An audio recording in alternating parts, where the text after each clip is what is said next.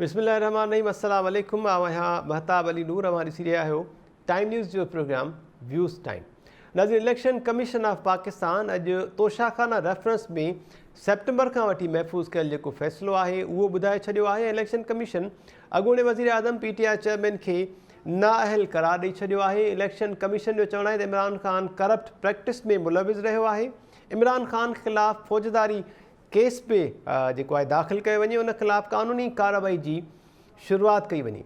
Election commission जे फ़ैसिले खे PTI पारां रद्द कयो वियो आहे ऐं अॻूणे वज़ीर आज़म PTI चेयरमैन इमरान ख़ान बि इन फ़ैसिले खे रद्द कंदे वीडियो बयान जारी कयो आहे। पंहिंजे रद्द अमल में चयो आहे त क़ौम मूंखे 50 सालनि खां सुञाणे थी। इलेक्शन कमीशन PDM जी B टीम बणियल आहे। ही नाजाइज़ केस आहे।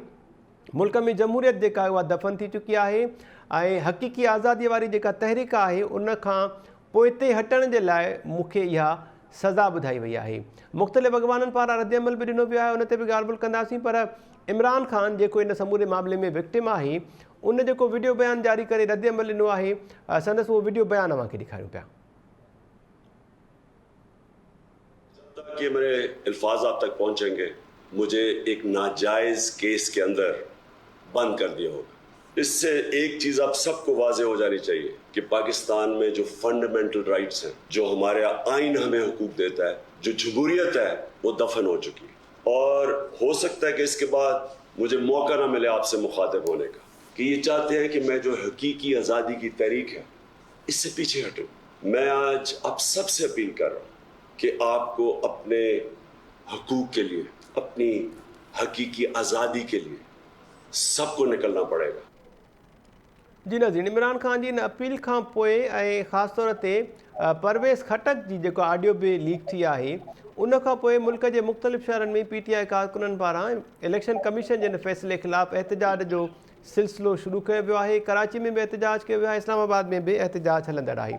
मजमूई सूरत जेका ठहे पई, इन ते ॻाल्हि ॿोल कंदासीं। सीनियर तजिया निगार अॻूणा एम्बेसडर डॉक्टर जमील अहमद ख़ान साहब अॼु असां सां गॾु आहिनि। नसीर मेमन साहब, डॉक्टर अयूब शेख साहब ऐं प्रोफेसर इनाम भट्टी साहब असांखे जॉइन कयो आहे। ऐं इलेक्शन कमीशन जा अॻूणा सेक्रेटरी कुंवर दिलशाद साहब बि टाइम ॾिनो आहे। कुझु देरि में उन्हनि खे बि ट्राए कंदासूं ऐं उहे बि होपफुली असांखे जॉइन कंदा।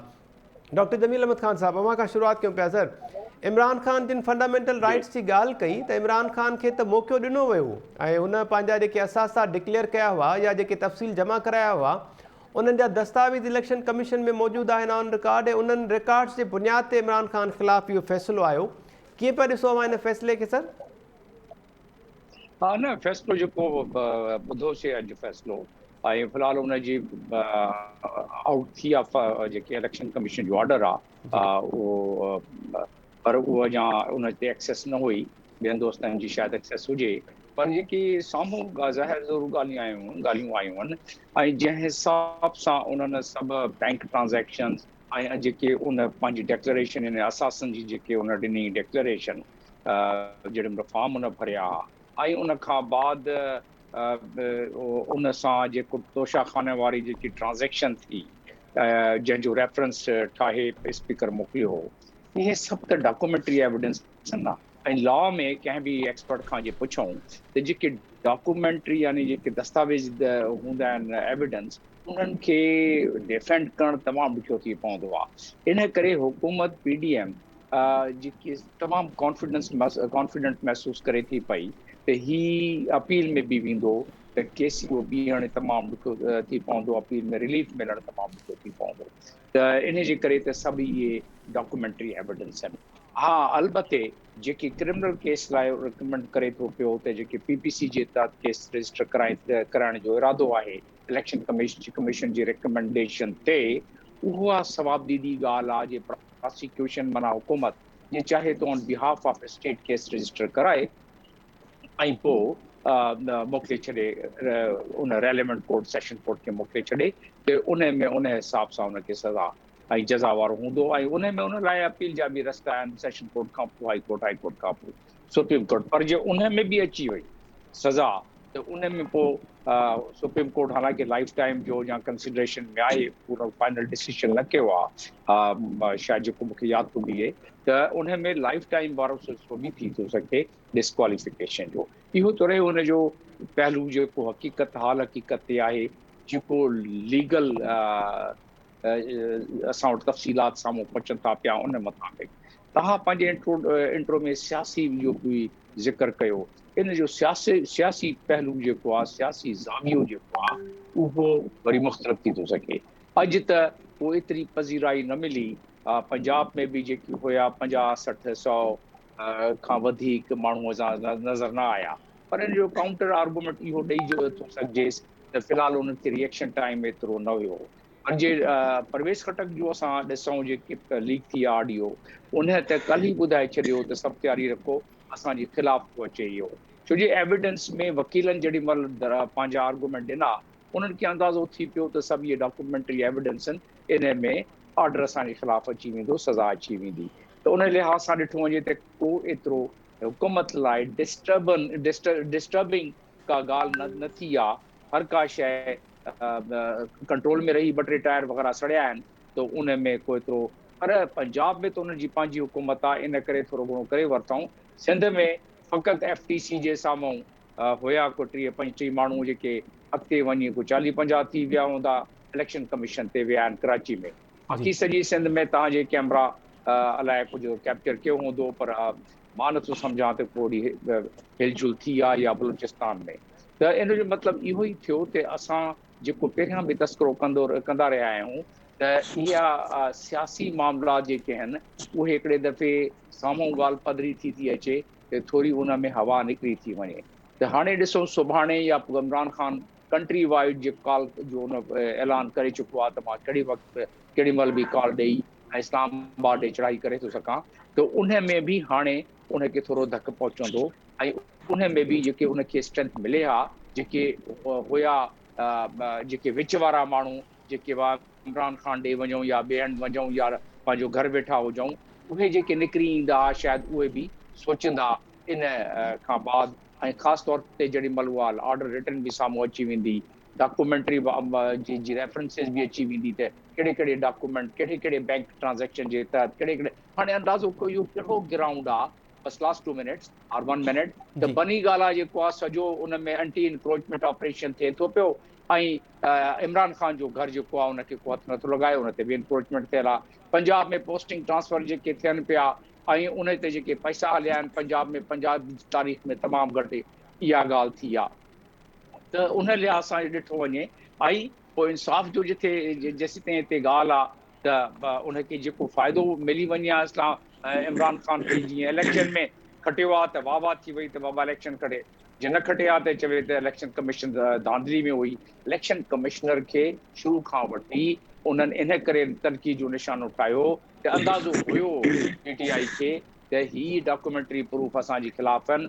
ऐं उन जे मुताबिक़ उनखे फ़ैसिलो उन्हनि जे ख़िलाफ़ अची थो सघे इन करे जेको आहे तमामु भरपूर तरीक़े सां उन्हनि कोशिशि कई त इलेक्शन कमिश्नर खे अहिड़े हिसाब सां गंदो कयूं त इलेक्शन कमीशन जेॾी महिल फ़ैसिलो ॾिए त माण्हुनि खे शक शुबो में थी वियो लास्ट 1 लाइन त इमरान ख़ान जा जेके वोटर सपोर्टर आहिनि उहे त ज़ाहिर आहे क़ाइमु रहंदा बाक़ी जेके स्विंग वोट हूंदा आहिनि उहे फ्री था सघनि ठीकु आहे डॉक्टर जमील अहमद ख़ान साहब नसीब अहमद साहब अवांजो कमेंट ऐं राय शामिल करण खां पहिरियां ॿियो जेको टॉपिक आहे उहो बि नाज़रीन सां शेयर कंदा हलूं आर्मी चीफ जनरल क़मर जावेद बाजवा साहब जो बयान बि साम्हूं आयो आहे जंहिंमें उन्हनि हिकु भेरो ॿीहर वज़ाहत कई आहे ऐं क्लियर करे छॾियो आहे त हू वधीक पंहिंजे मुलाज़मत जे मुदे में एक्सटेंशन न वठंदा 5 हफ़्तनि में आर्मी चीफ साहब रिटायर थी रहिया आहिनि ऐं उन्हनि इहो बि वाज़े कयो आहे त आईंदा फ़ौज जो सियासत में को बि किरदारु न हूंदो ख़ासि तौर ते इलेक्शन कमीशन जे अॼोके इन फ़ैसिले खां पोइ आर्मी चीफ जो इहो बयानु साम्हूं आयो आहे जी नसीर साहब अवांजो कमेंट सर इमरान ख़ान ख़िलाफ़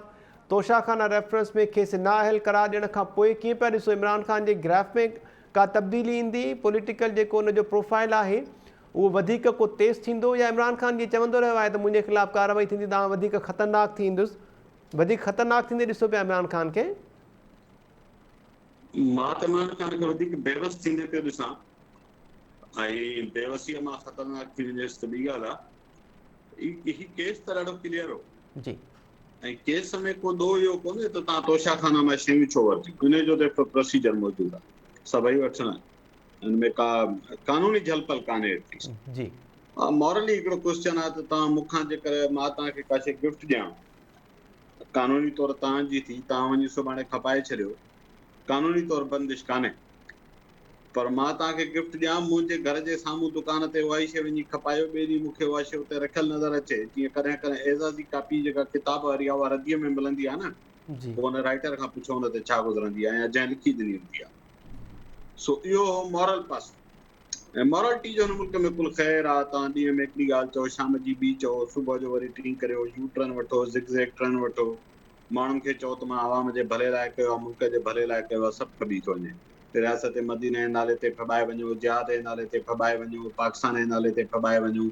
पोइ हिन मुल्क में माण्हुनि जो दिमाग़ एतिरो ई आहे, आई मीन सभिनी जी ॻाल्हि मां नथो कयां, पर जेके हुनजा ब्लाइंड फॉलोअर्स। छो त हाणे पॉलिटिकल पार्टीज़ में कारकुन घटि पोइ लॻ वधीक, ऐं इहो तक़रीबन हर पार्टी जो अलमियो, मोस्ट ऑफ देम। जी घटि पार्टी आहे जिते पार्टीअ जो वर्कर पंहिंजे लीडर जे हर हूंदे सिधे कम जी खे डिफेंड न कंदो हुजे, या ग़लति खे ग़लति चवण जी ज़रूरत करे सघे, इहो घटि थो थिए। सो हाणे पोइ लॻनि जूं पार्टियूं आहिनि जंहिंजा पोइ लॻ घणा, सो हिन जी दरगाह जा पोइ लॻ थोरा वधीक आहिनि अॼुकल्ह। ऐं ॿी ॻाल्हि रही ॻाल्हि त असुल चार्ज इहा जेका मूं चयो तोशाखाना में शइ वठणु चार्ज न हुई कानून तौरु, जी इहा ॻाल्हि त प्रूवन आहे न, त हुन पंहिंजे जेके टैक्स रिटर्न्स आहे उन में डिस्क्लोज़ कोन कया इन जी आमदनी। हाणे अमीन बि आयो, सादिक बि आयो, पाकिस्तान जी सभ खां वॾी अदालत तव्हांखे ताज बि पाराए छॾियो, ऐं तव्हांजो बि क्लेम आहे ॿिया सभु चोर आहिनि, मां सभ खां वॾो साध आहियां। पोइ तव्हां हिकिड़ी इनकम जेकर डिक्लेयर न कई आहे, त जेकर तव्हां खां 4-5 साल अॻु कंहिं वज़ीर आज़म खे पंहिंजे पुट खां पघार न वठण जे ॾोह में ऐं न वठी डिक्लेयर न करण जे ॾोह में वज़ार जो मां तव्हां हटाए सघिजे थो, त तव्हांजी चार्ज बोर्ड ई आहे। हिन में कहिड़ो फ़र्क़ु? शायदि तव्हां वरी त वधीक संगीन आहे हुन खां, हुन त पैसा वरिता कोन, अवां त पैसा कमाया ऐं डिक्लेयर न कया। सो इहा चार्ज त बिल्कुलु ॾिठी वाइठी बीठी नज़र आई। अञा त उहो जेको फंडिंग केस आहे, असुल त केस उहो पए, जी असुल त मामला उनजा साम्हूं। त हिन मामले में इमरान ख़ान जी डिस्क्वालिफिकेशन आहे। हाणे में लीगल क्वेश्चन निकिरंदा त छा इलेक्शन कमीशन खे इहो हक़ आहे त डिस्क्वालीफाई करे न करे, या पोइ जी ॻाल्हि आहे। पर इहो केस इलेक्शन कमीशन बि इहो चयो आहे न त हिन ते कानूनी कार्रवाई कई वञे अॻिते।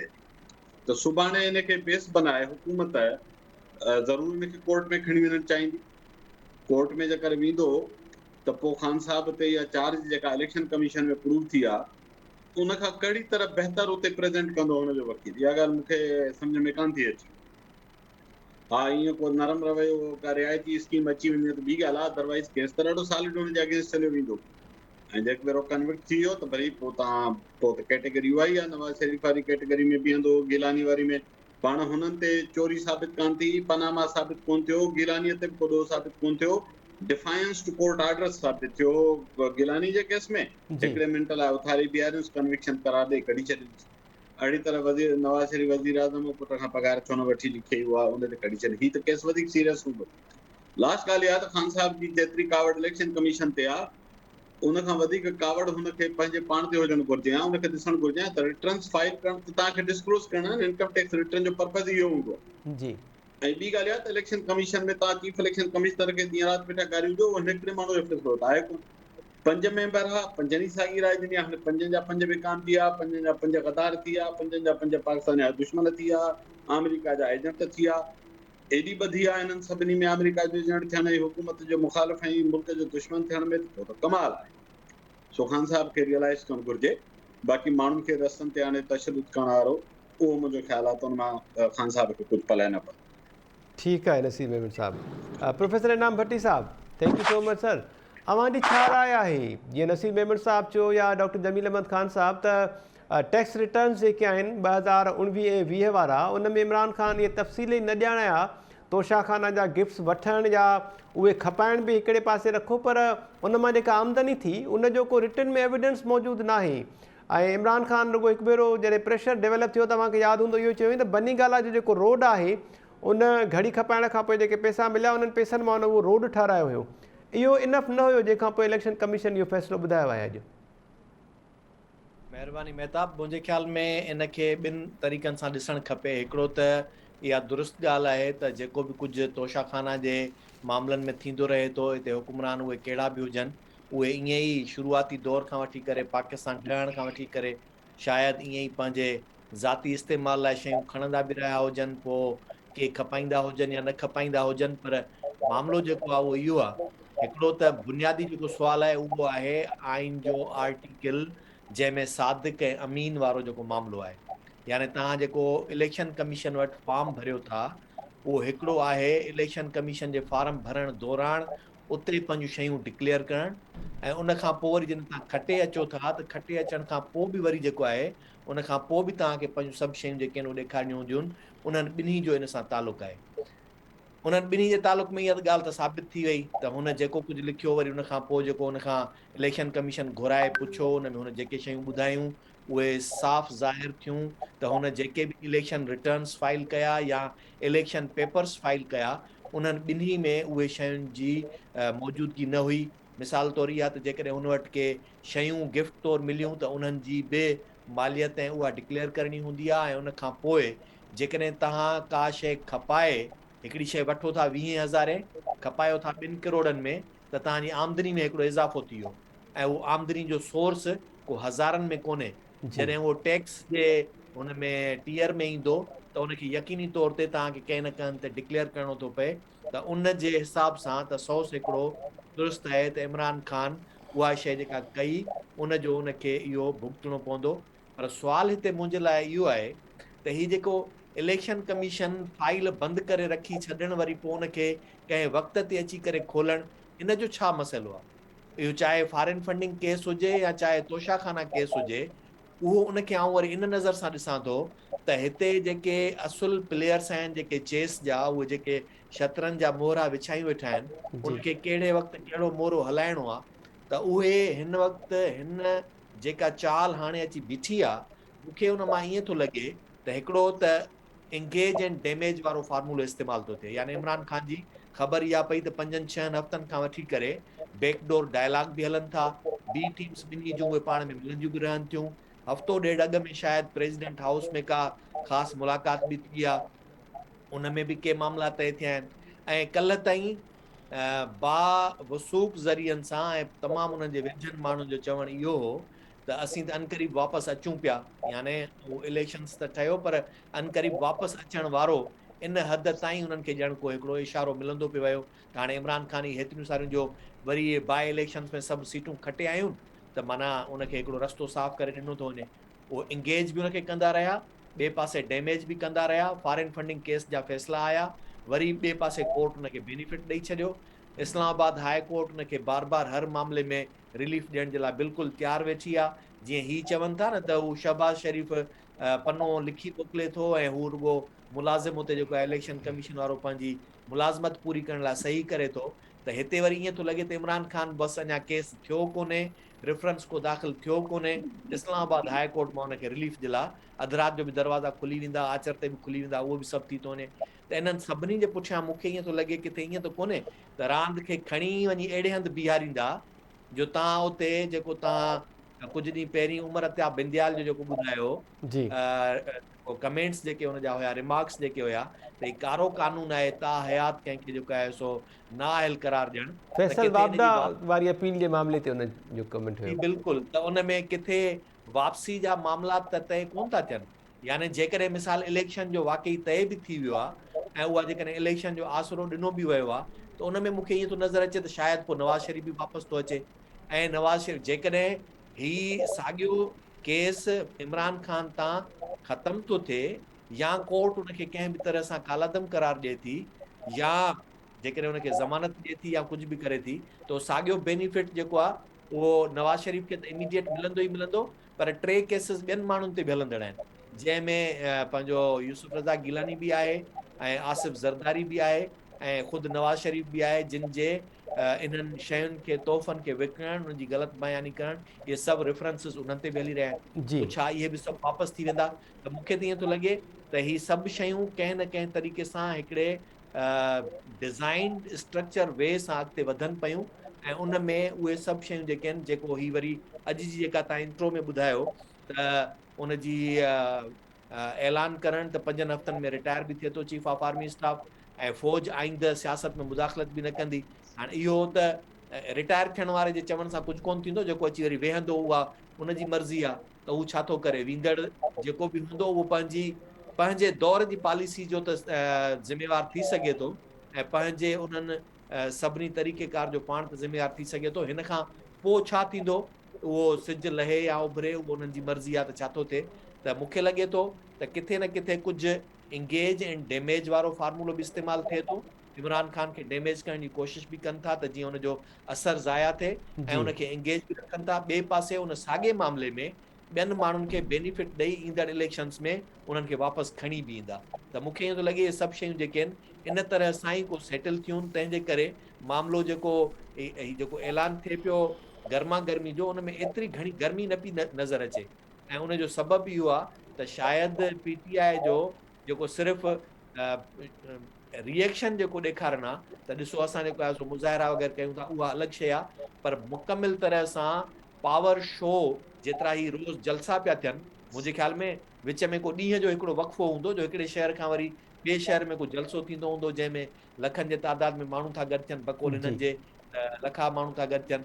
त पोइ त ईअं थियणु खपे त अॼु इमरान ख़ान ऐलान करे सुभाणे फैज़ाबाद ते 10 लख माण्हू गॾु थी वेंदा ऐं पाकिस्तान सॼो जेको आहे सो जैम थी वेंदो। त मूंखे लॻे थो त उन क़िस्म जी न को हुननि जो इरादो आहे, न तयारी आहे, न ईअं कंदा। ही हिक ॿिए खे सॼो जेको सेटलमेंट आहे उन तरफ़ ई वधनि पिया ऐं सॼा मामला ऐं नवंबर ताईं इन ई तरह सां हली करे कंहिं हिकिड़े नए रुख में वेंदा जेको सभिनी जे लाइ असां सभिनी जे लाइ माना अनप्रेडिक्टेबल न, बल्कि असां सोचियो बि न हूंदो छा थो थिए। जी ठीकु आहे प्रोफेसर इनाम भट्टी साहब। डॉक्टर जमील अहमद ख़ान साहब, अव्हांखे बि ईअं पियो लॻे नवंबर जी में कुझु अहिड़ियूं शयूं थींदियूं जिन जो असां सोचे बि नथा सघूं या उमेद नथा करे सघूं, ख़ासि तौर ते ECP जे हिन फ़ैसिले खां पोइ वरी आर्मी चीफ साहब जो इहो वाज़े करणु त फ़ौज जो आईंदा जेको वर्ड आहे उनजो वर्ड टू वर्ड मां कोट पियो कयां त आईंदा फ़ौज जो सियासत में को बि किरदारु न हूंदो ऐं आउं वधीक एक्सटेंशन न वठंदुसि। इनखे इन ECP वारे फ़ैसिले सां लिंक करे सघिजे थो या जेका सिचुएशन डेवलप थिए पई? न उन में त ख़ैर ECP जे फ़ैसिले सां हिन जो ख़ासि लिंक नथा करे सघूं, छो जे chief of the army staff ईंदे वेंदे ज़ाहिर आहे चाहींदो त हुनजी लेगेसी को बरक़रार रहे। पर डिपेंड थो करे जीअं पहिरियां ॻाल्हि थी त ही ईंदड़ जेको माण्हू हूंदो, ईंदड़ जेको कमांडर हूंदो नेक्स्ट हुन में नवंबर ऑनवर्ड, उहा उनजी पॉलिसी हूंदी ऐं ॿुधाए थोरी कंदा आहिनि इहे। जी मतिलबु उहो ते उन जा काफ़ी खोड़ सारा रस्ता पहिरियां बि कढिया विया फ़ौज जे तरफ़ां ऐं उहे रस्ता हाणे बि निकिरी था सघनि। सभिनीनि मां वॾे में वॾो रस्तो इहो निकिरी ईंदो आहे त नेशनल सिक्योरिटी जो प्रॉब्लम थी वियो, करप्शन आसमान ते पहुची वई, मुल्क जो ॾीवालियो पियो थिए, अहिड़े क़िस्म जा जेके हूंदा आहिनि जवाज़ पहिरियां बि ठहिया, अहिड़े क़िस्म जा जवाज़ जेके कुझु हाणे शुरू थिया आहिनि। जीअं असां ॾिसूं त हाणे हिकिड़े महीने जो असां वटि रहिजी वियो आहे रिज़र्व। अॼु हिकिड़ी सुठी ख़बर आई आहे त 1.5 बिलियन ADP तव्हांखे ॾेई छॾियो आहे। कोई थोरो साह पटण जो टाइम मिलंदो तव्हांखे। ॿी त हाणे असां प्रोग्राम ख़तमु कंदासूं 8 ताईं, उमेद आहे पूरी 99% ईअं महसूसु थिए थो पियो त जियो त मां करे थो सघां त असां ग्रे लिस्ट मां निकिरी वेंदासीं। उहा बि हिकिड़ी पॉज़िटिव न्यूज़ ईंदी। पर असांजा रिज़र्व घटि आहिनि, असांजे नेशनल सिक्योरिटी जो प्रॉब्लम हिन वक़्तु इकोनॉमी आहे। नवाब इकराम इमरान ख़ान जे रोड रस्तनि ते माण्हुनि खे अची ऐं जाम कराइण जी कोशिशि कंदो, अॼु त न थियो, सुभाणे परीं जे वाक़ई में मोबिलाइज़ करे थो सघे, करे थो वठे, त उन सूरत में ज़ारा मईशत वरी तबाही साइड ते वेंदी। त उन में तबाही साइड ते वेंदी त 3 रस्ता आहिनि ऐं हिकिड़ो रस्तो जेको आहे उहो ज़ाहिर आहे असां पाकिस्तान में काफ़ी दफ़े हुनखे ॾिठो आहे, मार्शल आहे। ॿियो जी रस्तो आहे डिसोल्यूशन ऑफ द गवर्नमेंट। ॿियो रस्तो जेको इमरान ख़ान चूज़ नथो करे त असेंबली में वञी नो कॉन्फिडेंस आणे। ॿियो को रस्तो आहे न हुते। त इन जे करे जे ॾिठो वञे त चीफ ऑफ आर्मी स्टाफ जो बयानु बिल्कुलु इन जी माण्हू खे तारीफ़ करणु खपे।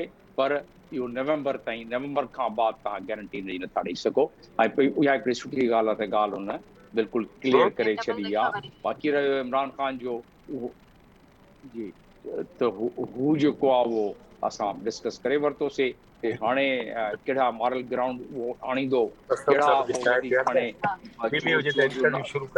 चोर जो नारो केतिरो अञा इनखे अॻिते वधाईंदो। छो जे हाणे त हिकिड़ी ॻाल्हि त साम्हूं थी वई न त न सिर्फ़ु पैसा, अच्छा पैसा हिकिड़ी ॿी ॻाल्हि साम्हूं आई आहे हिन में जी त तोशाखाना में पैसा पोइ जमा कराया विया आहिनि, पहिरियां उहा घड़ी खपाई वई आहे। हाणे that is total violation of the Toshakhana rule. हिकिड़ी ॻाल्हि त इहा थी वई। ॿी ॻाल्हि इहा थी वई त उन जे रेशियो प्रोपोर्शन 15 करोड़ 16 करोड़ जी वाच ऐं जेके उन जमा कराया आहिनि चङो हीअ बि कानूनी तौर ते कवर थी थो सघे। जेके आख़िरी ॻाल्हि इन में आहे उहा आहे फॉरेन रिलेशन जे लिहाज़ सां जेके जिन्हनि मुल्कनि इहा ॻाल्हि ॿुधी या जिन्हनि मुल्कनि जा सफ़ीर हाणे ख़ासि तौर ते जंहिं मुल्क असांखे तोहफ़ो ॾिनो असांजे प्राइम मिनिस्टर खे उहे अॼु पंहिंजो मोकिलींदा साइफ़र उन साइफ़र में लिखंदा रहा बाबा हाणे त इहा बिल्कुलु सर्टिफाइड थी वियो आहे त असां तोहफ़ा जेके ॾींदा आहियूं इहा मुल्क ऐं इन जे मुल्क जा जेके प्राइम मिनिस्टर लेवल जा माण्हू उहे ईअं कंदा आहिनि त ज़ाहिर आहे उन में असांजो मुंहुं काफ़ी अछो थियो आहे इन मामले में सॼी दुनिया में त हू बि हिकिड़ो उन जो एंगल आहे पर कानूनी तौर ते इहो तमामु हिकिड़ो मज़बूत मामिलो आहे इनखे अॻिते वञी केतिरो रिलीफ मिले थो पियो उहो तमामु ॾिसण वारी ॻाल्हि हूंदी पर as a student of law आहे तमामु ॾुखियो कमु अॻिते वञी जी। इलेक्शन कमीशन ऑफ पाकिस्तान पारां इमरान ख़ान ख़िलाफ़ नाअहलीअ जो इहो फ़ैसिलो अचण खां पोइ कानून वारे वफ़ाक़ी वज़ीर आज़म नज़ीर तारड़ जो चवणु आहे त इलेक्शन कमीशन इमरान ख़ान खे 5 सालनि जे लाइ नाअहल कयो आहे। हाणे इमरान ख़ान ख़िलाफ़ जेको कानूनी कार्रवाई शुरू करण जी बि इलेक्शन कमीशन हिदायत कई आहे त उहा किथां खां शुरूआत थींदी उनजी ऐं इमरान ख़ान जी छा गिरफ़्तारी बि अमल में अची सघे थी। डॉक्टर अयूब शेख साहब असांखे जॉइन कयो आहे उन्हनि खां कमेंट वठूं पिया। डॉक्टर साहब थैंक यू सो मच ऐं वेलकम चऊं पिया अव्हांखे। अव्हांजी छा राय आहे सर? अॼु सुबुह जो बि ॾींहं जो बि अव्हां सां ॻाल्हि ॿोल थी हुई, इमरान ख़ान जी बेवसीअ में इज़ाफ़ो थियो आहे? नसीर मेमन साहब जो इहो कमेंट हो सर। मां त तव्हांखे अलाए तव्हांजे करे चयुमि अलाए तव्हांजी टीवी जे करे चयुमि मूं तव्हांखे चयो साहब हाणे चपल थो लहे बिल्कुलु ऐं अॼु जबल जे हेठां पासे लही आयो आहे। हिकिड़ी ॻाल्हि इहा थी आहे त अॼु हिकिड़ी ख़बर इहा आई आहे त CIA जेके वकील हुआ न CIA जा वफ़ादार जी उन्हनि ख़ान साहब जे उन मिल्कियत वारे खाने में उहा ॻाल्हि लिखी कान्हे जंहिंजे करे अॼु ख़ान साहब फांसी पिया। इहा बि CIA जी साज़िश आहे।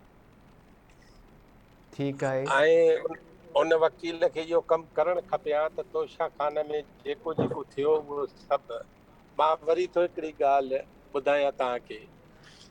अॼु ट्विटर हिकिड़े ज़बरदस्त माण्हूअ कयो आहे उहो ट्विटर बि ज़बरदस्त आहे त अगर खान साहब की घड़ी का मामला न होता तो ये घड़ी कभी नहीं आती, ये उन पे ये घड़ी नहीं आती। सही सो ॻाल्हि इहा त तोशा खाना त क्लियर थी वियो पर हाणे तोशा खाना जेका सज़ा इमरान ख़ान लाइ मुक़ररु थींदी भले सुप्रीम कोर्ट उन में आल्ट्रेशन बि करे त पोइ उहा ई सज़ा तोशे खान जे समूरनि माण्हुनि लाइ इहो सम्झो त थी चुकी अॼु खां पोइ जी ऐं उहे समूरा माण्हू पाण खे सम्झनि त उन्हनि खे अॼु या सुभाणे देरि या सवेर उहा ई सज़ा मिलंदी। हिकिड़ी ॻाल्हि ॿी ॻाल्हि इहा आहे त जे यकीन पुछो त इमरान ख़ान साहब मुल्क में पॉलिटिकली सोशली जेका हाइप क्रिएट करण में कामयाबु थियो आहे सोशल मीडिया जे ज़रिए जंहिंजो ज़मीनी सचाइनि सां को बि तालुक़ु कोन्हे। कमाल जी ॻाल्हि आहे इहा त 1939 ऐं 36 में हिटलर ईअं कंदो हो, गोएबल्स ईअं कंदो हो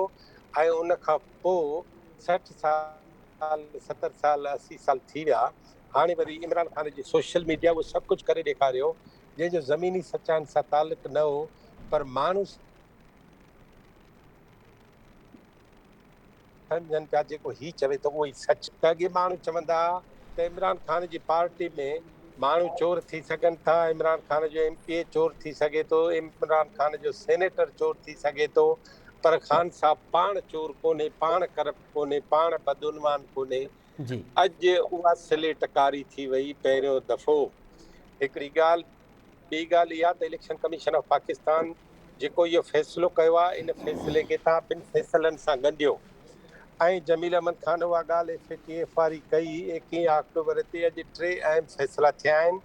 हिकिड़ो जनरल कमर जावेद बाजवा जेको फ़ैसिलो कयो आहे, हिकिड़ो जेको इलेक्शन कमीशन फ़ैसिलो कयो आहे, हिकिड़ो जेको आलमी क्लब फ़ैसिलो करण वारी आहे FATF 8 साढे 8 ताईं जी उहो फ़ैसिलो अची वियो। मुंहिंजो पंहिंजो ख़्यालु इहो आहे त इन्हनि टिनी फ़ैसिलनि जो हिक ॿिए सां तालुक़ु बि आहे, उहे हिक ॿिए ते असर अंदाज़ बि थींदा ऐं जनरल कमर जावेद बाजवा जे इहो चवण त 6 हफ़्तनि जे अंदरि उहो हलियो वेंदो ऐं का बि एक्सटेंशन नथो वठे इन दरअसल इमरान ख़ान जी सॼी सियासत जा ॾंद भॼी छॾिया आहिनि इन ॻाल्हि जी ऐं उनजी सियासत जो जेको बि ज़हर हो अॼु इहो थी सघे थो त सोशल मीडिया ऐं उन में जो खां मुतासिर थियल उनजो ब्लाइंड जेको तबिको आहे उहो इहो चवणु शुरू करे त कमाल आहे इमरान ख़ान पाण एॾी वॾी क़ुर्बानी ॾिनी पर हिकिड़ो ॿियो शींहुं बि लेटाए विधई, इहो चई सघनि था।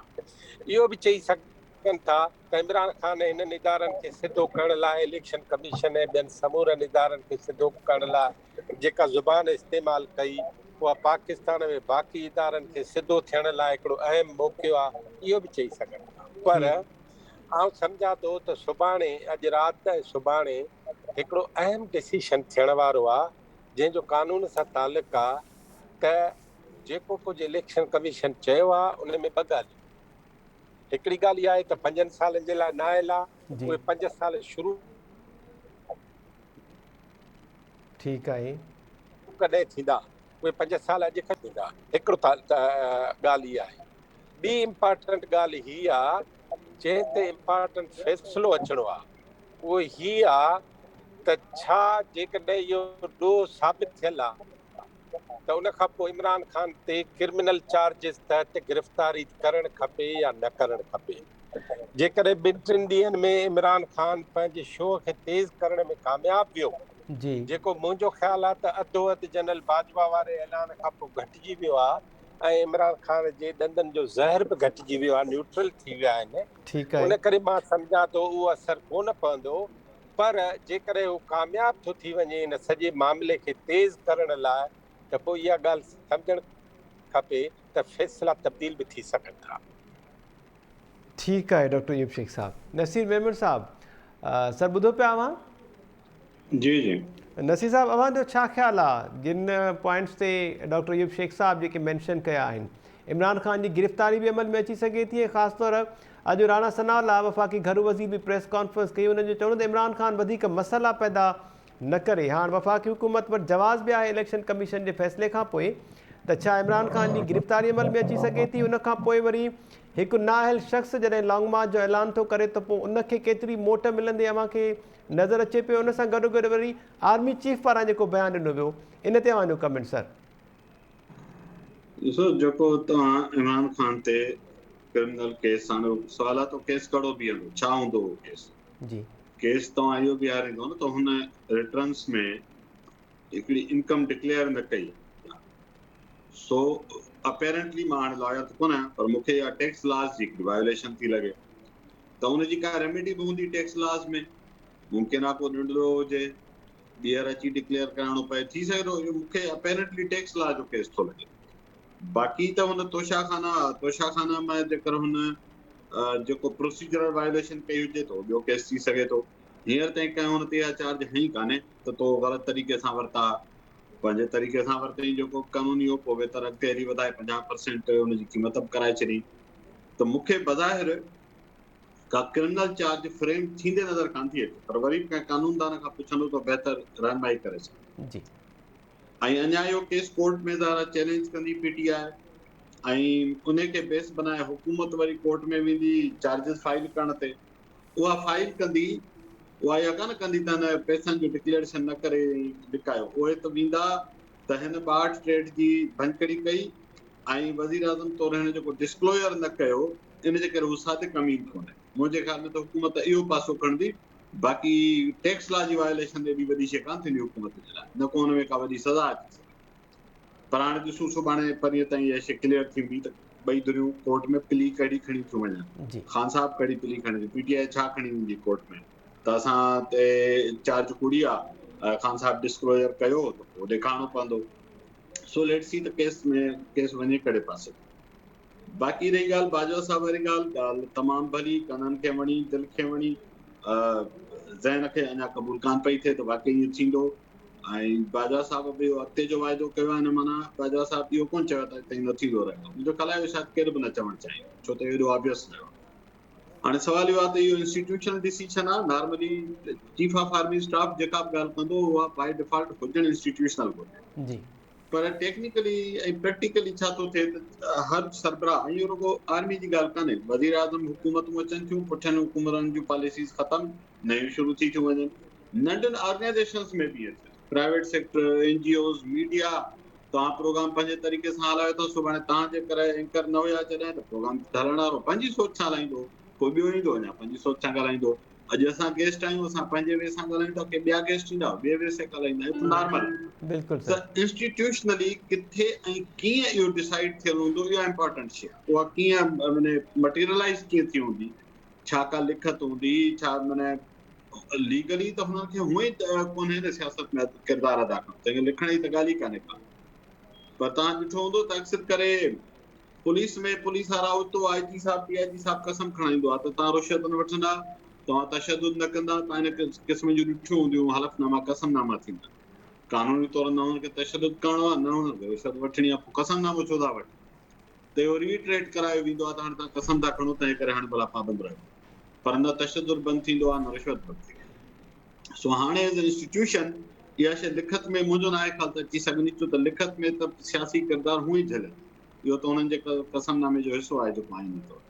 त जेको कुझु बि थियो हूंदो उहा हिकिड़ी वॉलंटियर अंडरटेकिंग हूंदी या इंस्टीट्यूशनल डिस्कशन हूंदो, डायरेक्शन हूंदी, लाइन ऑफ एक्शन जी अपेरेंटली ईअं ई हूंदो। पर इहो डिपेंड कंदो इदारे जे नए सरबराह ते, त उहो पंहिंजी सोच ते इन मामले खे कीअं थो हलाए। तव्हां ॿियनि एजेंसीज़ जे अंदरि बि ॾिठो हूंदो त सरबराह बदिलजनि था त एजेंसी जो आउटलुक बदिलजे थो। So this is very normal. ईंदड़ ॾींहंनि में ॾिसूं त इदारे जा सरबराह जेके नवां अचनि था उहे इन शइ खे प्रैक्टिकली ट्रांसलेट कीअं था कनि वर्ड्स मां एक्शन में, कीअं था पाकिस्तान जे माण्हुनि खे महसूसु कराइनि था, हा वाकई असां बाजवा साहिब जेको चई वियो उहा ईअं ई थिए पियो। ठीकु आहे। नसीर साहब, जेका ॻाल्हि अव्हां कई, जेकॾहिं ब्रीफली अव्हां खां कमेंट वठूं, थोरो इकोनॉमी ते बि ॻाल्हायूं त जेकॾहिं आर्मी चीफ साहब जो जेको बयानु आहे उहो कननि खे बि वणियो ऐं दिलि खे बि ॾाढो सुकून मिलियो इहो ॾिसी करे। आर्मी चीफ साहब जी बयानु हिकिड़ो सुठो गेस्चर ॾिनो आहे। उनखां पोइ रूल ऑफ लॉ जी बहाली थी आहे इलेक्शन कमीशन जे अॼोके हिन फ़ैसिले खां पोइ, त पोइ असां फेटफ वारो जेको मामिलो आहे उन में बि घुर्बल मक़सद जेके आहिनि उहे हासिलु करे वेंदासीं, उमेदु रखूं, ऐं इकोनॉमी जेका आहे उहा बि बहितर थींदी अॼोकनि ॿिनि टिनि मामलनि खां पोइ। त फेटफ जूं त रिक्वायरमेंट्स बिल्कुलु अलॻि हुयूं, हुनजो इन्हनि शयुनि सां को वास्तो कोन्हे। जी फेटफ जेको चाहियो पिए उहे फाइनेंशियल सिस्टम्स जा कंट्रोल्स एनहांस करण पे चाहिया, जंहिंमें जेके अनऑथोराइज़ ऐं लूज़ ट्रांज़ेक्शन थियनि थियूं, जेके पोइ मिसयूज़ थियनि थियूं, ऐं बेसिकली ग्लोबल लेवल ते जेको कंसर्न आहे उहो टेरर फाइनेंसिंग जो आहे। तव्हां जॾहिं बि जेके अनऑथोराइज़ ट्रांज़ेक्शन्स ऐं सस्पिशियस ट्रांज़ेक्शन्स या ग़लति इरादे ते जेके ट्रांज़ेक्शन थियनि थियूं उहे ग्लोबली जॾहिं मिसयूज़ थियनि थियूं त उहे उते वञी यानी कल्मिनेट थियनि थियूं जिते हज़ारे माण्हुनि जूं ज़िंदगियूं ख़तरे में पवनि। फेटफ त उन पासे उन शयुनि खे कंट्रोल्स जे मामले ते ॾिसंदो, ऐं उहा त कंप्लायंस थी चुकी आहे। फेटफ जो इजलास तक थो थिए, उनजी इंडिकेशन अॻु में थी वई, ऐं उनजे लाइ वेरिफिकेशन जो हिकिड़ो प्रोसेस बि हले। ऐं हीअ जेके पॉज़िटिव जेस्चर्स फेटफ मां अचनि था उहो मुंहिंजो अंदाज़ो इहो आहे, जीअं जमील साहब चयो, त का शइ डिसाइड थी चुकी आहे, उहा डायरेक्शन क्लियर हुई, तंहिंजे करे इहे होप्स हाणे अचनि पियो। इनफॉर्मली कन्वेट थी वेंदो हूंदो शायदि कंट्रीज़ खे कंहिं हिक हद, त उनजो हिन सिचुएशन सां वास्तो कोन्हे। मजमूई तौर फेटफ जा जेके रिजीम आहे, मां पर्सनली सम्झां थो त उहा ग्लोबली ॾाढी बेनिफिशियल आहे। उनखे जेतिरो स्ट्रिक्ट रखी सघिजे रखिजे, ऐं थी सघे थो अॻिते हली फेटफ खे अञा बि नयूं शयूं बि हिन में शामिल करे, जेके इंडिकेटर आहिनि हुननि जा कंट्रोल्स जा, फ़िलहाल त हू बैंकिंग चैनल्स ट्रांज़ेक्शन उन्हनि ताईं महदूद आहिनि, थी सघे थो अॻिते हली के ॿिया एडमिनिस्ट्रेटिव इंडिकेटर्स में इंक्लूड करे छॾ। त इहो फ्रेमवर्क सॼी दुनिया में ट्रांज़ेक्शन खे ट्रांसपेरेंट करणु ऐं ह्यूमन सोसाइटीज़ खे सिक्योर करण जे हवाले सां आहे। बाक़ी ही जेके ॿिया मामला आहिनि भई उहे इंटरनल मैटर्स। ठीकु आहे Naseer Memon Sahib, thank you so much sir हमारे कमेंट जे लाइ। डॉक्टर अयूब शेख साहब, अवां ॿुधो पिया सर? डॉक्टर साहब अवां ॿुधो पिया? ठीकु आहे। प्रोफेसर इनाम भट्टी साहब, अवां ॾे आवाज़ अचे पियो सर? जी मेहताब, अवां जो छा कमेंट आहे आर्मी चीफ वारे मामले ते? पहिरियां त अवां कमेंट कयो, पर नसीर मेमन साहब जी चवाणी त दिलि खे काफ़ी सुकून मिलियो आहे ऐं सुठो हिकिड़ो गेस्चर ॾिनो आहे आर्मी चीफ साहब, इहो चई करे त हू जेके आहिनि एक्सटेंशन न वठंदा, 5 हफ़्तनि में रिटायर थी वेंदा ऐं फ़ौज जो आईंदा असांजी सियासत में को बि किरदारु न हूंदो। उमेद अफ़ज़ा ॻाल्हि त आहे बहरहाल सर। मेहताब बिल्कुलु उमेद अफ़ज़ा आहे। मूं जीअं सवेर चयो त इहो सुठो त अमल आहे, पर हाणे इहो डिसाइड त जेको ईंदड़ हूंदो उहो कंदो, ऐं ॿियो किथे ई जेका सूरत हाल आहे उन हिसाब सां जेके शयूं सेट थींदियूं उहे ई हूंदियूं।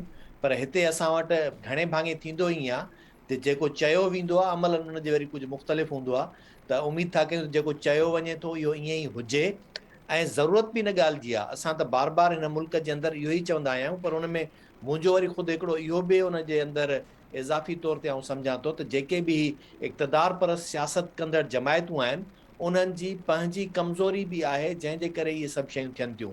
हुननि खे कुझु पंहिंजो उहो डेमोक्रेटिक जेको जेस्चर रुगो न बल्कि अमली तौर ते पाण खे ख़ुदि जमहूरियत पसंदि ऐं जमहूरियत जे पासदारी करण जे लाइ कुझु करण बि अमली तौर ते ॾेखारिणो पवंदो। हिते असां वटि थींदो ई आहे त इन्हनि जेके डिक्टेटर्स जिन खे असां चऊं था, जिन जो सियासत सां को तालुक न हुजणु खपे, जिन माज़ी में उहो कयो, पर ही अक्सर तौर ते जेके असांजा सिविलियंस जॾहिं इक़्तिदार में अचनि था उहे उन्हनि खां वधीक ख़तरनाक क़िस्म जी सोच रखनि था। उन्हनि जी सोच इहा हुजे थी त कंहिं बि तरह सां हुननि जी हाकमियत क़ाइमु थिए, जी यानी इक़्तिदार जमहूरी अमल उन जी कंटिन्यूटी ऐं उनखे अञा वधीक बहितर जमहूरी अंदाज़ में हलाइण रियासत जे बजाए हू उनखे हिकिड़ी पंहिंजी ज़ाती हाकमियत जे तौर ते हलाइण जी जेका ख़्वाहिश रखनि था, हिकिड़ा वॾा सबबु उहे बि बणजनि था ख़राबी जा, जंहिंजे ई करे का न का वरी सियासी धुर ई उन्हनि जे ख़िलाफ़ मैदान में अचे थी ऐं उन जे करे पोइ उन्हनि खे जवाज़ मिले थो त हिननि मां कीअं जान छॾाइजे। इनाम त साहब, मुंहिंजे गुज़िरियल ख़्याल ॾींहं ताईं सिचुएशन कुझु मुख़्तलिफ़ हुई। ज़ाहिरी ॻाल्हि आहे ही केस जेको आहे हिन जो फ़ैसिलो न आयो। अॼोके ॾींहं में इमरान ख़ान हाणे नाअहल करार ॾिनो वियो आहे न, त हिकिड़ो नाअहल जेको सियासी लीडर आहे उहो जेकॾहिं लॉन्ग मार्च जो ऐलान करे या आवाम खे मोबिलाइज़ करण जी कोशिशि करे इस्लामाबाद ते चढ़ाई जे लाइ, त उनखे केतिरो रिस्पॉन्स मिली सघे थो? इन ते तव्हांजो ब्रीफ कमेंट सर। उन ते त हुनजी जमायत जेकॾहिं वाकई में इमरान ख़ान इन क़िस्म जो अमल करे थो त हुनजो रिस्पॉन्स हुनखे तमामु घणो मिलंदो। ईअं कोन्हे त पब्लिक जेका आहे या हुनजा जेके फॉलोअर्स आहिनि या हुनजा पार्टी मेंबर्स जेके आहिनि उहे, छाकाणि त हाणे हुनखे इलेक्शन कमीशन नाअहल करार ॾेई छॾियो त हाणे हू इहो चवनि त हीउ सियासी तौर ते नाअहल थी वियो आहे, तंहिंजे करे हुनजे पुठियां नथो हली सघिजे। मुंहिंजे ख़्याल में हुनजो अञा वधीक थी सघे थो रद्द अमल अचे ऐं ईंदो बि, जेकॾहिं अहिड़े क़िस्म जी का स्ट्रेटजी हू ठाहिनि था। पर मुंहिंजो अंदाज़ो इहो आहे त हिन रियासत जे अंदरि इहे सभु शयूं अक्सर तौर ते डिफ्यूज़ थी वेंदियूं आहिनि, छाकाणि त जेको टकराव जो अमल आहे उहो अनस्टेबिलिटी जेका पैदा कंदो आहे, उहा रुगो न सिर्फ़ु सियासी हूंदी आहे पर हुनजो वॾे में वॾो अमल त ख़ैर मुआशी बि हूंदो आहे। ऐं पाकिस्तान जी मौजूदा जेका मुआशी सूरत हाल आहे उन में अहिड़े क़िस्म जी कंहिं बि अनस्टेबिलिटी खे, अदम इस्तेहकाम जेको पैदा थींदो उनखे केर बि अफोर्ड नथो करे सघे, बर्दाश्त नथो करे सघे। जी तंहिंजे करे लामाला वञी सूरत हाल बीहंदी इहा त केतिरी बि घणी केरु कोशिशि करे उनखे ख़तमु करण लाइ जल्द खां जल्द कोशिशि कई वेंदी त घणी देरि उहा सूरत हाल बरक़रार न रही सघे। त मुंहिंजे ख़्याल में इमरान ख़ान जेको कुझु थिए पियो, जेकॾहिं इहे सभु शयूं कंहिं अंडरस्टैंडिंग तहत आहिनि त मूं तॾहिं चयो त हिते जेको आहे शयूं अनप्रिडिक्टेबल हूंदियूं आहिनि, कुझु बि थी सघे थो। मुंहिंजो हींअर अंदाज़ो इहो आहे त इन्हनि में किथे न किथे का हिकिड़ी सेटलमेंट आहे, हीअ सभु शयूं गोड़ घमसान थींदो, पर का शइ सेट थी आहे उनजे करे ई इहे इन क़िस्म जा फ़ैसिला अचनि था। हा, पर जेका सिटिंग हुकूमत जेका ही इक़्तिदार में जेका वेठल धुर आहे, जेकॾहिं उहा वरी कंहिं ॿिए क़िस्म जी का सोचे ऐं उन ते को अमल करणु शुरू करे थी त उन में टकराव वरी अञा वधीक वधी सघे थो। जंहिंमें अॼोकी तव्हां हिकिड़ी प्रेस कॉन्फ्रेंस ॾिठी हूंदी, वफ़ाक़ी वज़ीर कानून जेको हुयो उन जी तारड़ साहब चयो त उन ते FIR जी क़त्ल जी FIR दाख़िल कराईंदुसि जेका उन ते फायरिंग थी आहे।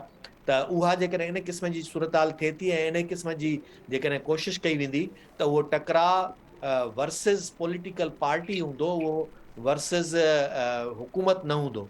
त उहो जॾहिं ॿ पार्टीज़ वारो हिकिड़ो मामिलो थी थो वञे, पोइ तंहिंजे करे ई जेका धुर चए थी, ऐलान त करे थी त असीं सियासत में का मुदाख़लत न कंदासूं, पर मजबूरन वरी उहे ई तव्हां ॾिसंदव त कीअं वापसि अची करे मुदाख़लत कंदा। जी ठीकु। डॉक्टर अयूब शेख साहब, तव्हां आयो सर लाइन ते, ॿुधो पिया? जी अदा जी। अयूब शेख साहब, अव्हांजो छा कमेंट आहे फाइनली सर? इमरान ख़ान ऐं PTI पारां हिकु त मुज़ाहिरनि जो सिलसिलो शुरू कयो वियो आहे, उन सां गॾु गॾु वफ़ाक़ी घर वज़ीर राणा सनाउल्लाह आवाम खे अपील कई आहे त उहे शुक्राने जा नफ़िल बि अदा कनि ऐं सुभाणे खां वठी सॼे मुल्क में पंहिंजनि पंहिंजनि इलाइक़नि में पुरअमन मुज़ाहिरा कनि था। हाणे मुज़ाहिरा वर्सिस मुज़ाहिरा, इन सां सिचुएशन कीअं बीहंदी? ऐं इनाम साहब जे पासे इशारो ॾिनो आहे, छा का डील बि मां ॾिसो पिया इमरान ख़ान जी इन वर्डिक्ट जे पोयां नवाज़ शरीफ़ जे लाइ बि हिकु रस्तो हमवार थिए पियो छा? साईं, नवाज़ शरीफ़ जे लाइ रस्तो हमवार बि थी सघे थो, हुन जे लाइ रस्तो बंदि बि थी सघे थो। हिकिड़ी ॻाल्हि यादि रखिजो, हाणे ॿिन्ही जा रस्ता हिक ॿिए सां पैरेलल हलंदा। जे तव्हां इमरान ख़ान जो रस्तो खोलींदव त इहो सम्झणु खपे त तव्हां नवाज़ शरीफ़ जो रस्तो खोलींदव। जे तव्हां इमरान ख़ान जी घिटी बंदि कंदव त नवाज़ शरीफ़ जी घिटी अवल ई बंदि थियल आहे, नंबर 1। जी नंबर 2, हिन सॼी पॉलिटिक्स में ही ॾाढो होशियारु माण्हू आहे इनाम साहिबु, हिन सां मां रूबरू मिली हिन खां सिखणु बि चाहींदुसि, पर हिन पॉलिटिक्स में पाकिस्तान जा आवाम 3-4 लफ़्ज़ सिखिया। हिकिड़ो लफ़्ज़ सिखियो सिलेक्टेड, उन जे जवाब में मां त चवां इनाम जी ॻाल्हि ॿुधी त को बि माण्हू वरी रीसिलेक्टेड थिए त छा कयूं। हिकिड़ी ॻाल्हि थी ॾुखियो इम्पोर्टेड, सवाल आहे ॾाढो सर इहो। ॾाढो ॾुखियो सुवालु आहे। जी हिकिड़ो सवाल इहो आहे त असां लफ़्ज़ ॿुधोसीं इम्पोर्टेड, ॿियो सवाल असांजे साम्हूं थो अचे एक्सपोर्टेड। हिकिड़ो सवाल असां ॿुधूं था चोर है, डाकू है, कातिल है, फिलां है फिलां है। अॼु उहा जेका सुल्तान राई वारी स्लेट हुई न, उहा थी वई पूरी। ठीकु। मां सम्झां थो त पाकिस्तान जे अंदरि असां मां कंहिं बि माण्हू खे इहो डिस्कस न करणु खपे त फलाणे इदारे जो फलाणो सरबराह ईंदो त छा कंदो, पर मुंहिंजो ख़्यालु आहे त असांखे सही सिधी ॻाल्हि हीअ करणु खपे त जेको कुझु हुनजो कमु आहे हुनखे सिर्फ़ु इहो करणु खपे। कल्ह खे तव्हांजे प्रोग्राम में ॾाढी सुठी ॻाल्हि कई पंहिंजे नसीर मेमण साहिबु त अदालतुनि जो त इहो कमु ई न आहे जो उन्हनि खां पुछिजे त भाई गारियूं थो ॾिए, जलसा थो करे, करे न करे, इहो त इंतिज़ामिया जो कमु आहे। बिल्कुलु मां सम्झां थो इंतिज़ामिया जा ॿई जेके पलव आहिनि, हिकिड़ो अपोज़िशन ॿियो इक़्तिदार, उहे ॿई उहे हिन गेम जो हिसो आहिनि। ऐं कॾहिं हू थो छिके कॾहिं मां थो छिकिया वारो किसो आहे। अॼु पाकिस्तान जी पॉलिटिक्स जेको आहे उहो नओं टर्न वठंदी। हिकिड़ो टर्न इमरान ख़ान जी पॉलिटिक्स में अंदरि अचिणो आहे ऐं ॿियो टर्न इंटरनेशनल पॉलिटिक्स में अचिणो आहे। इन्हनि ॿिन्ही पॉलिटिक्स में तव्हां कल्ह ओचितो ॾिठो त इंग्लैंड जी वज़ीर आज़म ओचितो चयो त बाबा इस्तीफ़ा 45 ॾींहंनि खां पोइ इस्तीफ़ा ॾेई घर बिल्कुलु माण्हू रवाना थियनि। इन करे मां सम्झां थो त हिन सॼी दुनिया में को न को मांधाण मतल आहे, किथे घटि आहे किथे वधि आहे, किथे सिंध सॼी ॿुॾी थी वञे, बलूचिस्तान सॼो तबाह थी थो वञे, बाक़ी सूबा सभु बची था वञनि ऐं ख़्यालु वधि में वधि उन्हनि जो थो थिए। ऐं मुंहिंजो पंहिंजो ख़्यालु इहो आहे त ॾुख ऐं ग़म खे साण खणी गुस्से खे ताक़त में बदिलाए ऐं समूरनि इदारनि खे पंहिंजे पंहिंजे कम ते लाहियो। पाकिस्तान ॾखण एशिया जो इमाम मुल्क थी सघे थो, न त पाकिस्तान सोमालिया ऐं सूडान खां ख़राबु हाल में थी सघे। ठीकु आहे। Doctor Ayub Sheikh Sahib, thank you so much sir. Professor Inam Bhatti Sahib, वॾी महिरबानी अव्हांजी। Naseer Memon Sahib, thank you so much. Doctor Jameel Ahmed Khan Sahib, thank you so much. Kunwar Dilshad Sahib time ॾिनो हुयो पर उहे शायदि टाइम न कढी सघिया, उन्हनि सां बि ॻाल्हि ॿोल कयूं। नज़र इलेक्शन कमीशन पारां इमरान ख़ान ख़िलाफ़ु तोशाखाना रेफरेंस जो फ़ैसिलो अची चुको आहे। इमरान ख़ान खे नाअहल करार ॾिनो वियो आहे। इन फ़ैसिले जा तफ़सील जेके आहिनि उहे ईंदड़ कुझु ॾींहंनि ताईं अञा वधीक वाज़े थी वेंदा, पर कानून वारे वफ़ाक़ी वज़ीर आज़म नज़ीर तारड़ जो चवणु आहे त इमरान ख़ान खे 5 सालनि जे लाइ नाअहल कयो वियो आहे। इमरान ख़ान ख़िलाफ़ु हाणे फर्दर कहिड़ी कार्रवाई थींदी, फ़ौजदारी केस दाख़िल थींदो, उन में कहिड़ा कलम शामिल थींदा, ईंदड़ प्रोग्राम में इन मामलनि ते डिस्कस कंदासीं। इजाज़त ॾींदा, अल्लाह निगहबान।